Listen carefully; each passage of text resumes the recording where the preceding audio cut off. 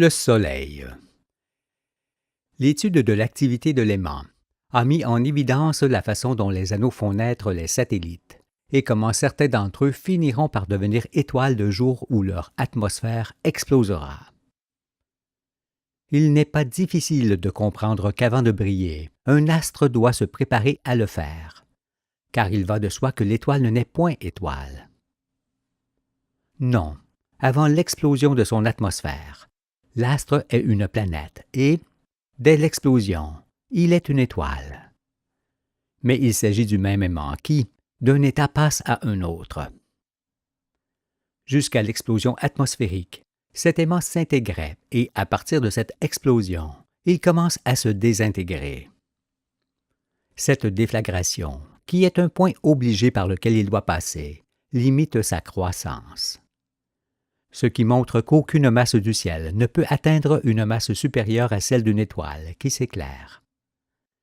Cette explosion nous fait assister à la naissance d'une étoile nouvelle, à une nova, autour de laquelle se forme progressivement une couronne de vapeur qui passe tour à tour sur chaque planète, avant d'aller enrichir les nuages abondants de la galaxie. La déflagration atmosphérique a aussi pour effet d'attaquer la surface de la masse du noyau. L'explosion s'installe alors dans la continuité et l'astre brille en permanence. Comment une explosion peut-elle être continue? Il faut tout d'abord comprendre qu'une explosion ne peut être parfaite que s'il y a retour des particules sur le corps qui se désintègrent. Un corps peut fort bien exploser dans son volume, parce que la matière qui le forme assure elle-même le retour des particules pendant le bref instant où une portion explose. Mais la déflagration est d'autant plus parfaite et durable si le corps qui explose se trouve au sein d'un contenant indestructible, comme l'est la puissante magnétosphère des planétoiles. La formation du mur solaire. Nous savons désormais que le noyau d'un astre est en ferro-nickel et qu'un noyau composé de ce métal ne peut nullement exploser dans sa masse. Pourtant, ce noyau entretient l'explosion qui s'est produite à l'extérieur de celui-ci et au contact de sa masse, à partir de laquelle il se désagrège lentement et de façon fort simple, ainsi que nous allons l'examiner. Pour saisir ce qui se produit, imaginons que les hommes existent côte à côte sur toute la surface du globe terrestre et qu'à un signal, tous dirigent un jet d'eau vers le ciel, au sommet duquel se trouve une boule en équilibre. Cela aurait pour effet de former un véritable mur de boules lorsque celle-ci aurait atteint une vitesse ascensionnelle nulle et un poids nul, pour avoir été arrêtée par la pression de la magnétosphère. Ce qui signifie que le mur de boules serait en apesanteur totale. Si l'on suppose maintenant que la pression magnétosphérique augmente rapidement, cela a pour effet de rapprocher d'autant le mur de boules du sol. On peut comparer le comportement de ces boules à celui d'une balle que l'on fait rebondir entre la main et le sol. Car, lorsqu'on descend la main plus près du sol, la balle accélère son mouvement ou, au contraire, le ralentit lorsqu'on recule la main. Eh bien, c'est exactement ce qui se produit tout autour du noyau de l'étoile après l'explosion de l'atmosphère. Ceci est l'image d'un aimant qui passe de l'intégration à la désintégration de sa masse. Il s'agit d'une planète, telle le Soleil autrefois, qui se met soudainement à briller. Je rappelle que le Soleil était auparavant semblable aux planétoiles dont le noyau finira par se découvrir, en offrant ainsi une mer de métal en fusion portée à très haute température. Et c'est à cet instant que leur atmosphère sera prête à exploser. Nous avons vu que Neptune est certainement le plus près de ce phénomène, qui change une famille planétaire en famille stellaire. Durant cette longue explosion atmosphérique, il se produira la formation de ce fameux mur, qui est un globe, et que ces images expliquent en toute simplicité. L'explosion peut fort bien mettre 2 à 3 de nos jours pour se répartir uniformément autour du globe, tant les dimensions concernées sont grandes. Elle a donc le temps de souffler tout le métal, surtout que celui-ci n'est en fusion que sur peu de profondeur. Projetés du côté de l'espace, les atomes de ce métal façonnent immédiatement le mur à la distance permise par la magnétosphère. Ce mur est probablement semblable à une fine couche de métal qui englobe la masse. Mais il est forcément indestructible, parce que la magnétosphère qui le contient est elle-même indestructible. L'explosion peut ainsi continuer entre la masse qui se désagrège et le mur qui se reconstitue continuellement. La masse s'use parce que les particules qui la composent sont continuellement arrachées à sa surface par celles qui s'agitent. Le mur s'use également depuis l'extérieur de celui-ci, où la très haute température le change en gaz. Mais il se régénère continuellement de l'intérieur par les particules qui proviennent de la masse. Pour bien saisir ces mouvements et transformations, examinons d'abord la magnétosphère solaire. La magnétosphère solaire.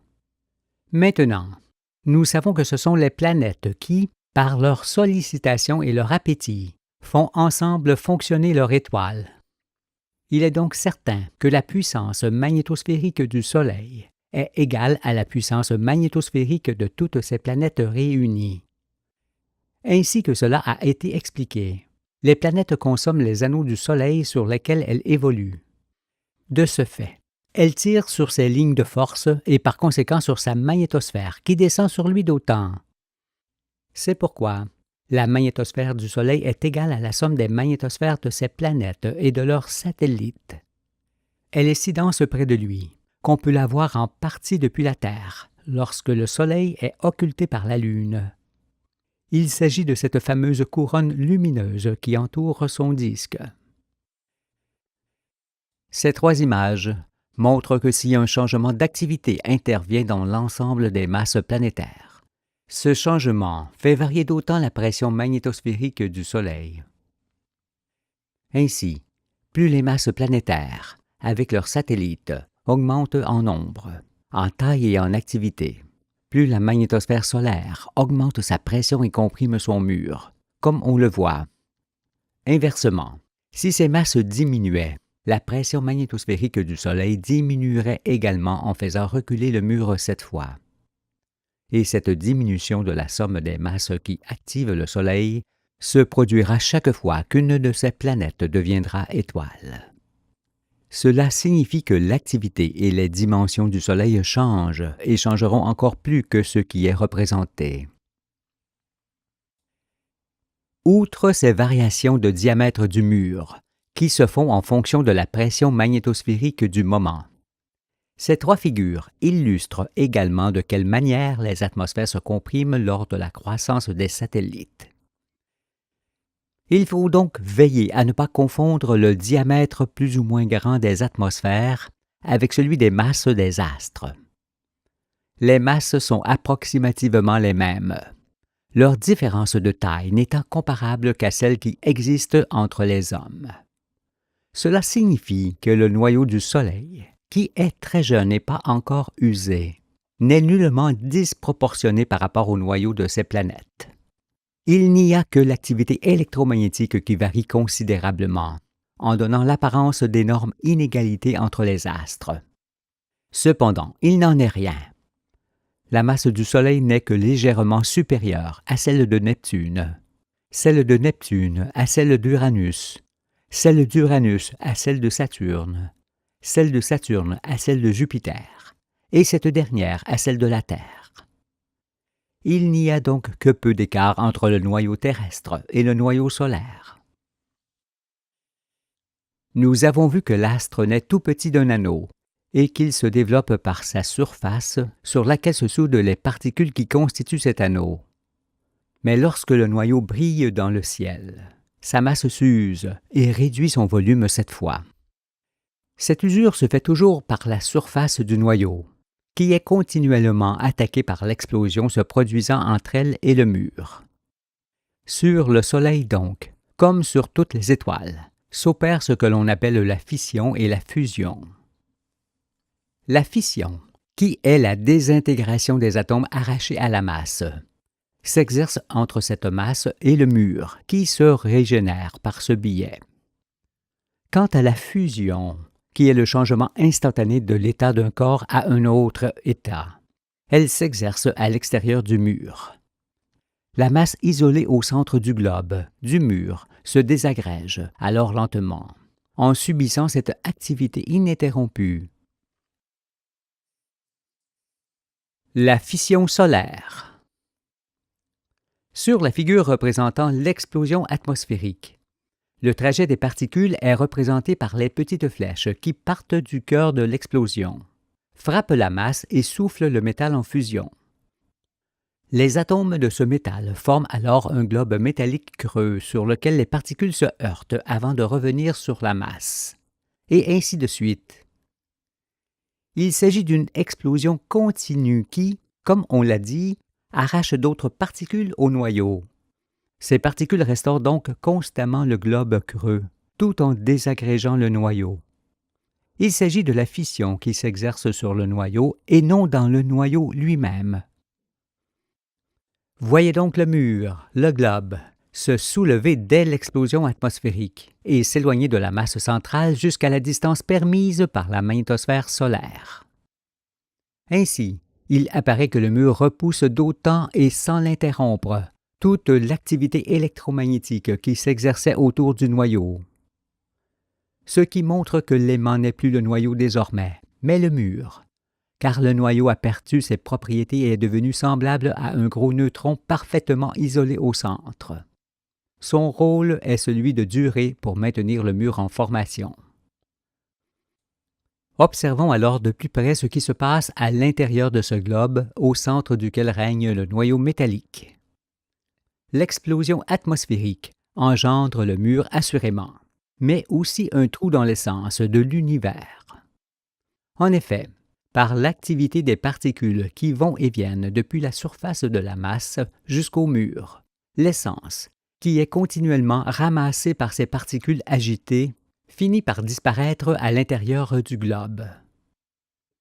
On peut comparer cela à une boule de neige lancée horizontalement, qui ramasserait la neige qui tombe.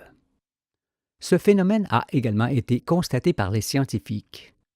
En effet, lorsqu'ils accélèrent des particules dans un accélérateur qu'ils ont conçu à cet effet, ils remarquent que celles-ci grandissent démesurément. Qu'est-ce donc qui pourrait faire grandir ces particules accélérées dans l'essence, si ce n'est ce qui est montré par l'exemple de la boule de neige? C'est bien, il donne la main au Fils de l'homme. Si donc des particules ramassent ici l'essence de cette façon, c'est aussi qu'ailleurs toutes font la même chose. Il s'avère alors que lorsque l'essence finit par disparaître dans le globe où s'exerce la fission, ce globe creux est comme un trou dans le volume d'essence de l'univers, un trou où cette essence n'existe plus. En raison de cette absence d'essence, et en fonction de la dureté du noyau et du mur soumis à des pressions gigantesques, il apparaît que les particules arrachées voyagent quasiment sans délai d'un point à l'autre. Les trajets des particules sont ainsi comparables à des étais rigides placés entre la masse et le mur. Ceci est pour montrer qu'il n'y a aucune souplesse dans ce fonctionnement d'ensemble, qui est comme un bloc unique, ne pouvant avoir que la dureté de masse d'une particule pour comparaison. Lorsque nous aurons étudié les ondes, il apparaîtra alors que dans ce globe, dépourvu d'essence, il ne peut plus y avoir de vibration de cette essence, c'est-à-dire de chaleur, de lumière et de bruit, ce qui signifie que le froid extrême, comme on ne peut l'imaginer, est atteint au cœur de l'étoile. La chaleur s'entend par la plus ou moins grande présence de forces vibratoires, d'ondes, et le froid par leur plus ou moins grande absence. Ici, c'est leur absence totale. C'est pourquoi je dis que le froid extrême ne peut exister qu'au cœur des étoiles. Ce qui n'est point paradoxal toutefois, parce que la chaleur extrême existe pareillement à l'extérieur du mur, comme nous allons le voir. Mais il s'agit de la température absolue, achevée, parce que le froid et la chaleur extrême se rejoignent de part et d'autre du mur de fort petite épaisseur. On comprend également que la formation de ce trou dans l'univers fait supporter à la masse l'énorme pression exercée par l'essence de l'espace.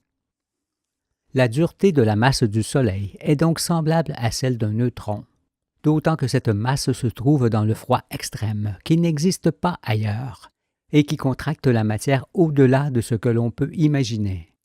Seul l'esprit peut entreapercevoir ce que sont la consistance et l'aspect de la masse soumise à ces conditions extrêmes, ne pouvant appartenir qu'aux étoiles. Mais arrêtons-nous là dans ces considérations, car seule la particule, qui est un bloc intégral et indivisible composé d'essence, peut nous servir de comparaison. Nous ne pouvons donc en dire davantage sur la masse des étoiles. Il faut seulement retenir qu'à l'intérieur du mur solaire, le froid, le silence, l'obscurité, la dureté, la pression, la vitesse, la densité et l'isolement sont extrêmes. Ils ne peuvent être dépassés ailleurs, où que l'on soit dans l'univers. Bien qu'il me plaise d'enseigner le Soleil, cela me fait frémir tant les puissances concernées sont immenses. Vous m'écoutez, mais moi j'assiste à ce qui se passe dans ce globe où règne la masse, et cela me remplit de grande émotion. Je vous le dis, quand la science de l'Éternel aura sur vous l'effet qu'elle a eu sur le Fils de l'homme, Dieu pourra se reposer, car plus aucune de ces merveilleuses œuvres n'échappera au regard de ses enfants, qui en sont les héritiers. Comprenons par ailleurs que par l'absence totale d'ondes et par l'immense pression magnétosphérique qui s'exerce sur le mur et la masse, la dureté de cette dernière rend l'étoile tout à fait fiable et durable, parce qu'il ne peut rien lui arriver d'autre que ce qui se produit. Je dis qu'aucune étoile, petite ou grande, ne peut exploser davantage ni plus vite qu'elle ne le fait. C'est pourquoi le Soleil demeurera ainsi et dans une activité variable jusqu'à ce que son noyau soit entièrement consommé, comme il le sera au terme de son chemin qui le conduit au centre de la galaxie, où il s'éteindra. En effet, on comprend mieux ici que lorsqu'il n'y aura plus la masse au centre qui lui donne forme et existence, son mur immense s'effondrera. Quand cela se produira, c'est aussi toute la magnétosphère qui disparaîtra, en occasionnant un grand vide magnétosphérique qui se comblera aussitôt par les magnétosphères des étoiles environnantes.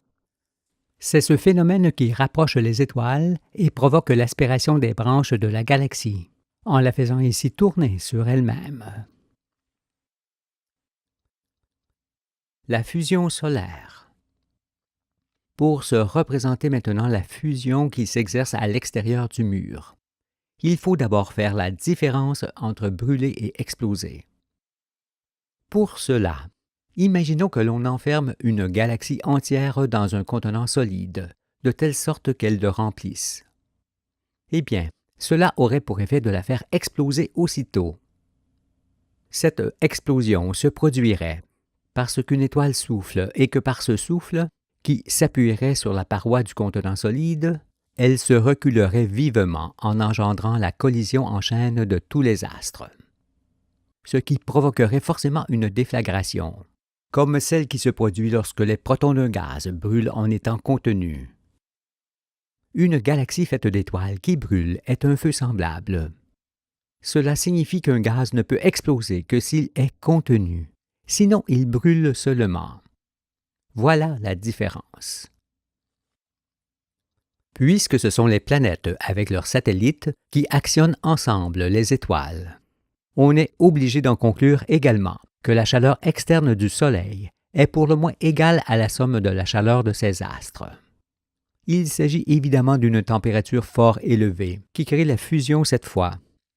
Ici, sur le Soleil, à l'extérieur du mur, où s'exerce désormais l'activité électromagnétique qui isole la masse au centre.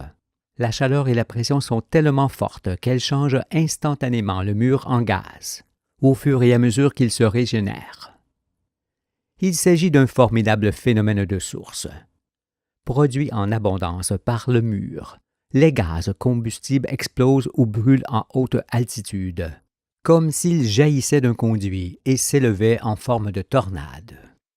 C'est ce qui engendre les magnifiques protubérances que nous pouvons observer depuis la Terre. Ainsi, sur le Soleil, la fusion n'est pas plus séparable de la fission que ne l'est le jour de la nuit sur Terre. Car sans fission en premier, il ne peut y avoir de fusion durable ensuite.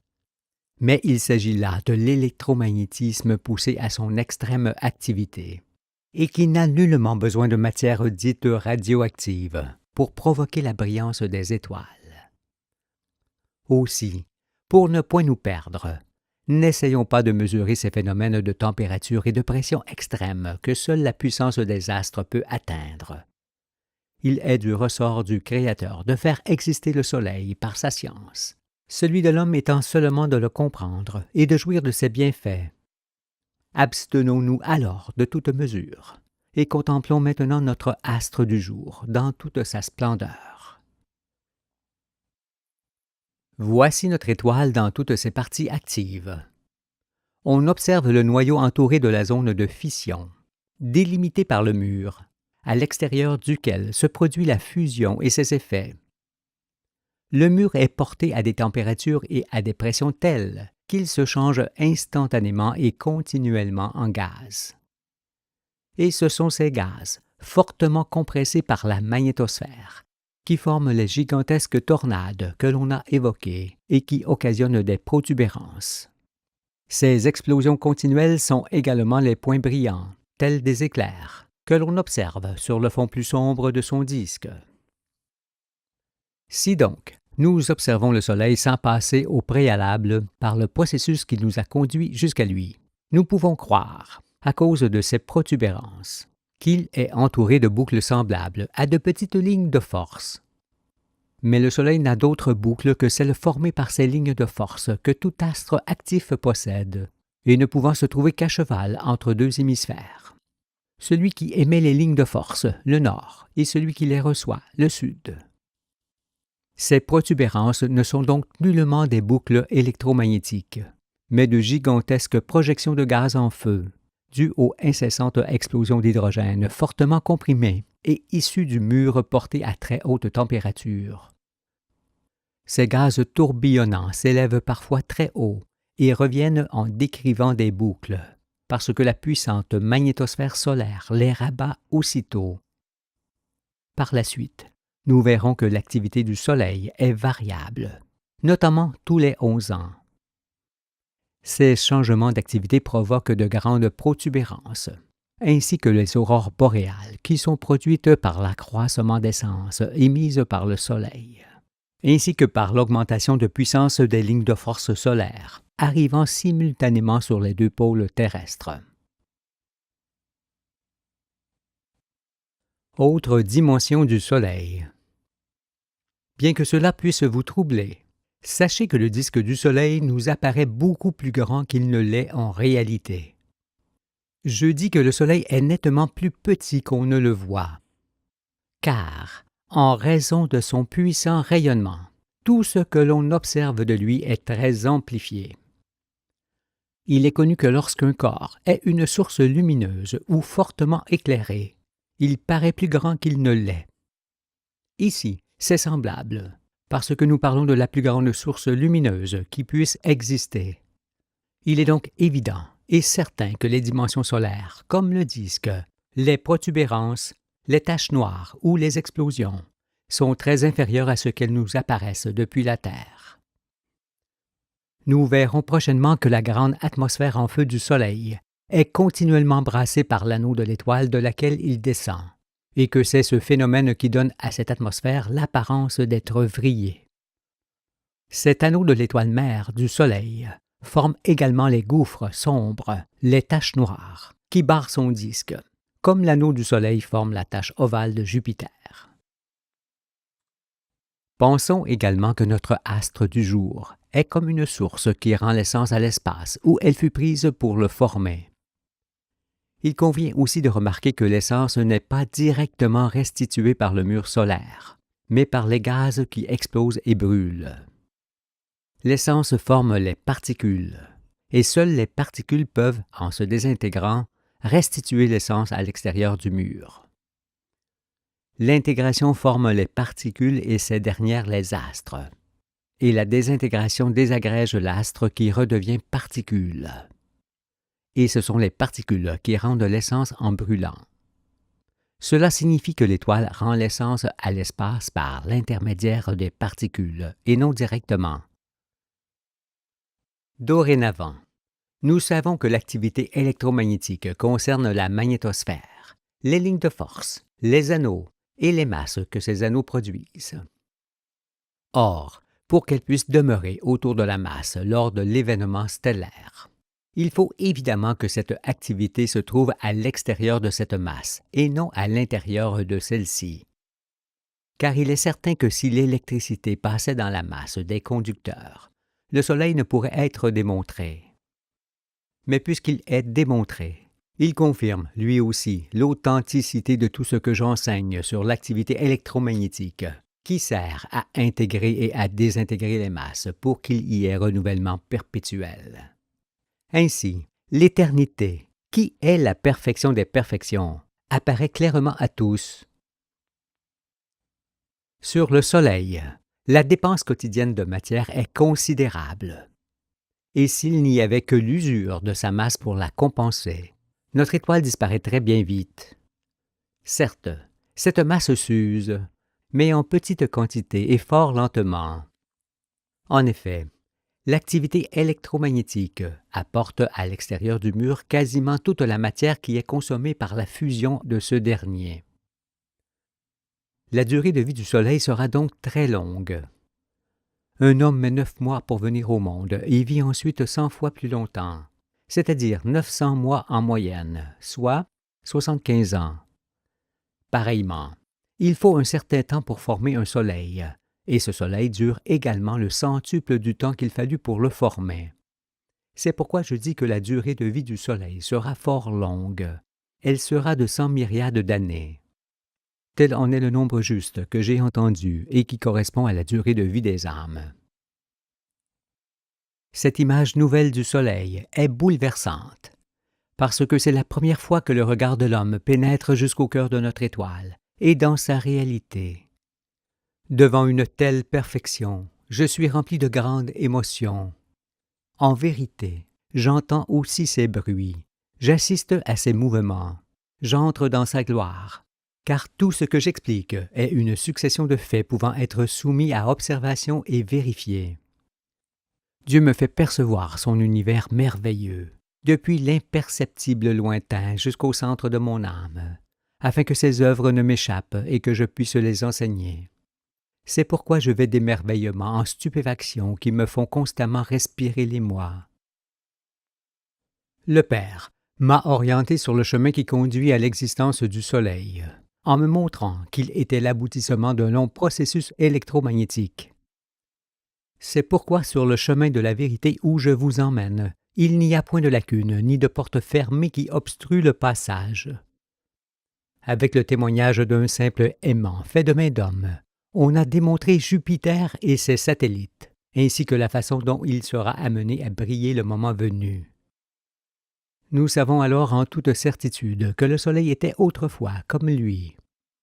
Mais vouloir expliquer le Soleil à partir de ce que l'on observait de lui était une entreprise vouée à l'échec.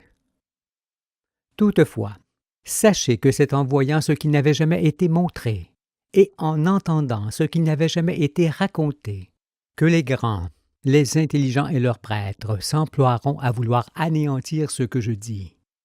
Mais à vous les humbles, qui donnez comme moi valeur de vie aux astres, je vous demande ceci. Comment ceux qui ignorent parfaitement l'activité électromagnétique universelle pourraient-ils connaître le Soleil? La famille solaire leur étant étrangère, ils ne peuvent pas savoir que les étoiles existent grâce à leurs astres, qui les obligent à briller pour éclairer chacune leur monde. À partir de quoi les galaxies dans leur mouvement, leur renouvellement et leur raison d'être ne peuvent que leur échapper. Et l'homme, pour qui tout existe, reste un mystère à leurs yeux. Cependant, ne vous y trompez pas. Il faut 2 mois pour lire le livre de vie. 2 années pour ouvrir les yeux, 2 siècles pour en mesurer les bienfaits, et 2000 ans pour qu'il aille de soi en chacun. Il est d'un long effet,